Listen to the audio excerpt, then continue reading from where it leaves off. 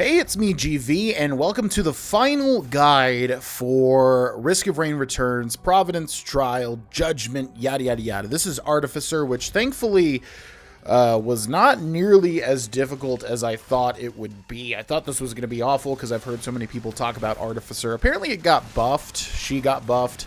I don't know. Anyways, at the time of this video, this was not nearly as bad as I thought it would be. So I'm going to take hit list here. A lot of people are probably going to switch that to something else, just because the Artificer has an interesting move set.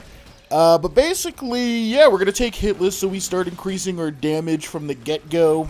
I just love hit list. I love permanent upgrades in games. And then how the Artificer works is they throw out these 4 chakrams that then return.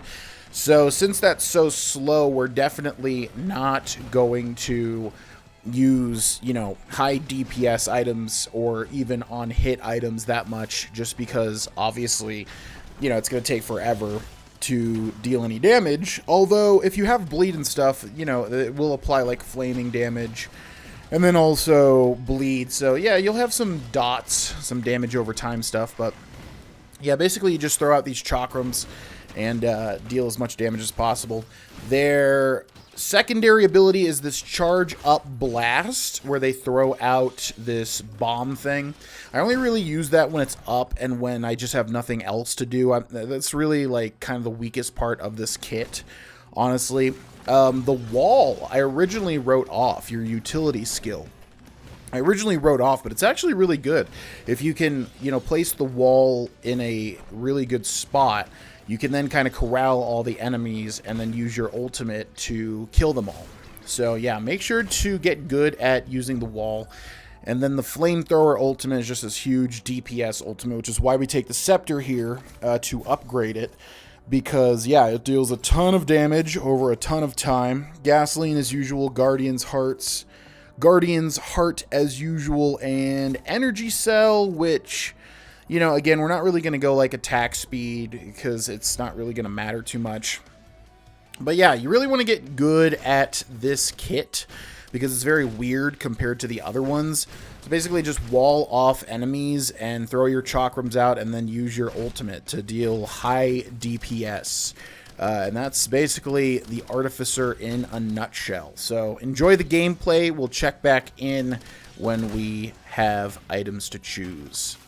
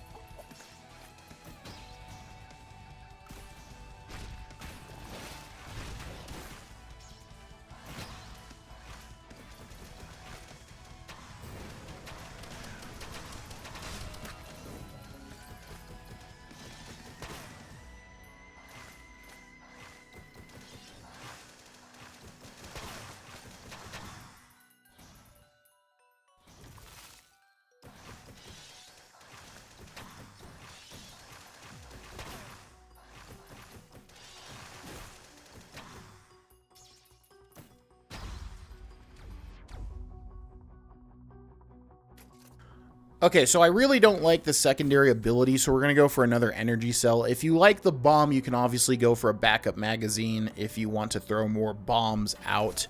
And then I decided to go for a bleed build here, stopwatch and rapid mitosis as usual. I just figure the chakrams probably want to be activating, you know, stuff that's going to add damage on top of the chakrams themselves, like bleed, like sticky bombs, that sort of thing. And then, yeah, this particular stage isn't too difficult from what I remember.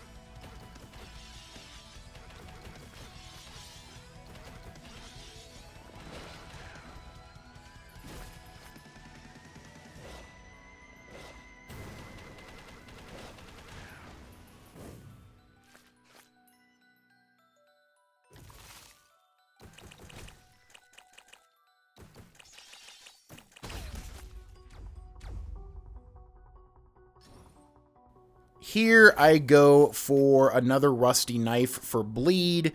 I think I take crit here, but you're really not going to be building much crit. I wonder if the gasoline is better, honestly. Ukulele for on hit, Ifrit's horn for on hit, but again, you're not really going to be doing most of your damage from on hit. You're going to be doing most of your damage from your ultimate and landing those big flamethrowers. I think I almost die on this particular one. Maybe I don't. All these guides are like running together in my mind right now. But yeah, watch out for the parents as usual. Watch out for the boss and the green wisps that spawn. Good time to use the unstable watch.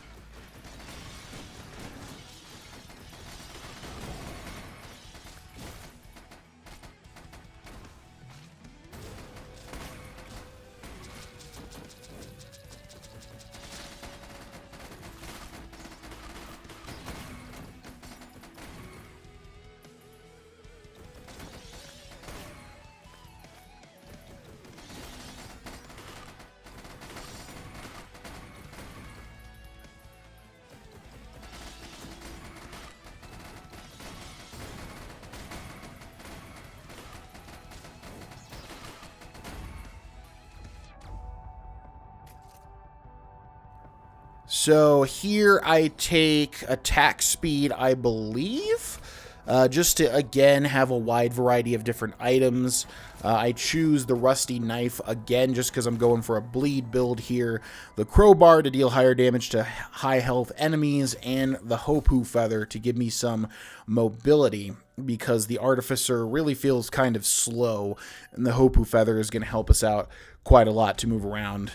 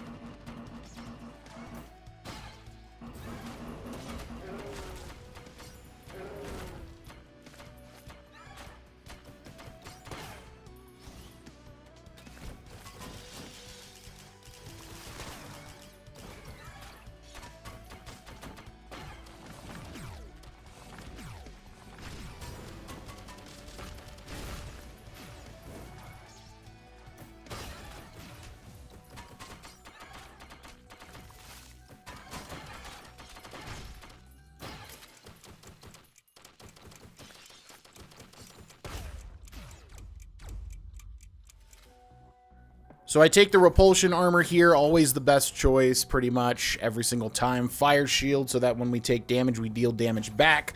Still not sure if the spike strip's better or not. Another rusty knife. We're choosing all the rusty knives here. And then another Guardian's Heart as well. Friendly reminder, you can use the item that spawns chests to wait and spawn 2 chests if you feel like you are lucky. But yeah, I typically don't get lucky with that, so I just keep moving on here. And then here I decided to wall these guys off, throw my chakrams out, and then use my ultimate to try to kill all these crabs. And then basically I try to corral all the enemies and use the stopwatch to clear them out.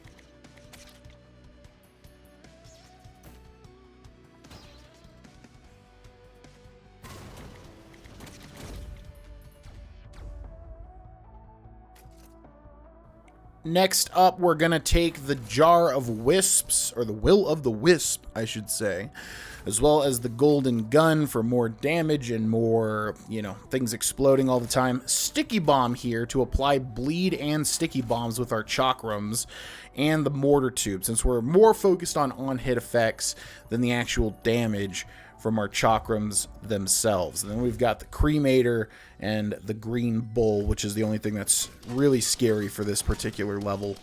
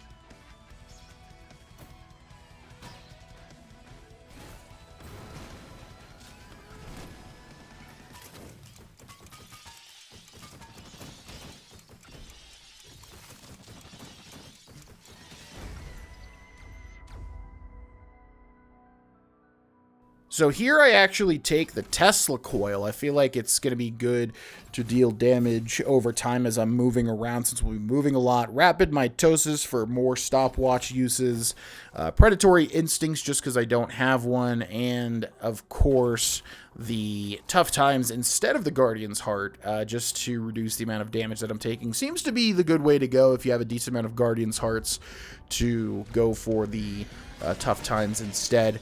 And then we're going to deal a whole bunch of damage to this piggy here. And then basically use the stopwatch to deal massive flamethrower damage.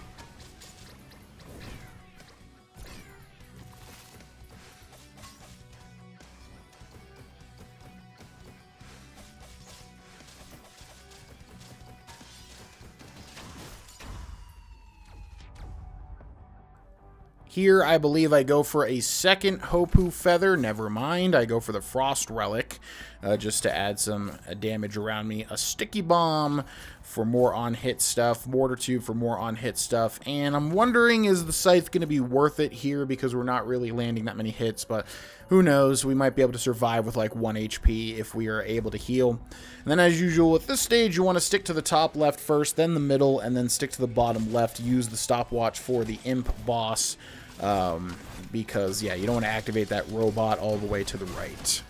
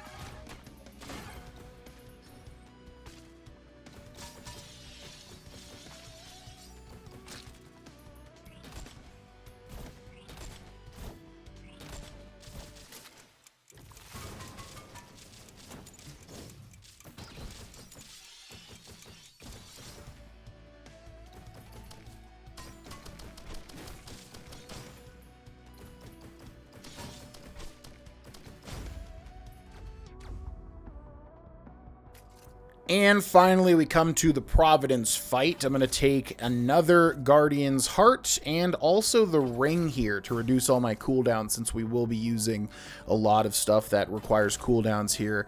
The Hermit's Scarf for the dodge chance, and I decided to go for the Timekeeper's Secret just because we're not going to be able to heal too much off of crits since we didn't build crit.